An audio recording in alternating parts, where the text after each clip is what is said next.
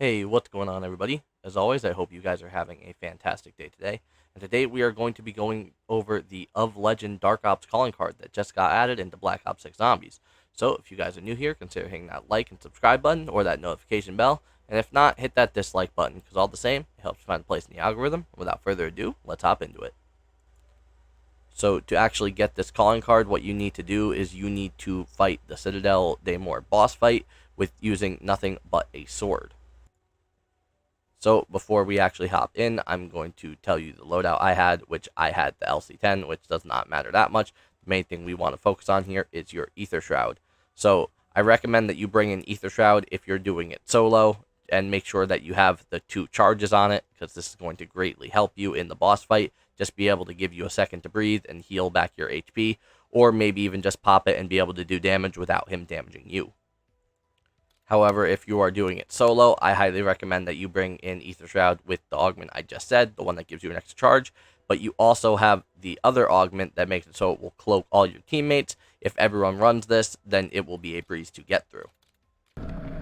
So after a lot of Elgato issues and also my game crashing, and then also directed mode just soft locking itself at the end, I was eventually able to get it done. However, keep in mind that in this boss fight, you are going to want to be parrying the best of your ability at all times. Parrying is going to literally be your lifeline. Otherwise, he is going to be able to literally 2 to 3 tap you, which is not very ideal. So the method I actually used, or the strategy I used, is basically I would try to time when he was going to stomp. And basically, as you see here, I parry and then I swing. And then I parry and then I swing.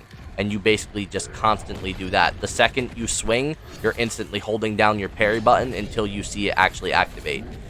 You are going to also want to aim for his legs on his weak points, because after you break one of those weak points, he is going to get stunned for maybe like 2 or 3 seconds. And in those 2 or 3 seconds is the time where you can just swing.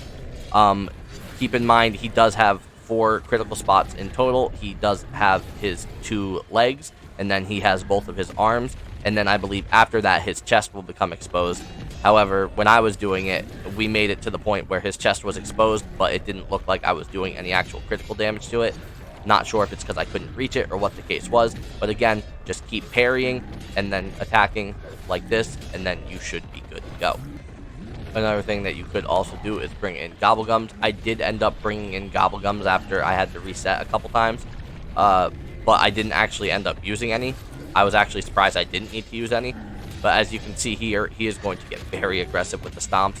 It is also very good to know that you cannot parry that massive hammer attack that he does when he tries launching you. That is unparryable. You can try to parry it, and I'm pretty sure it will still do damage to you. So the only attack that you can really parry that he can do is going to actually be his stomp attack on top of you.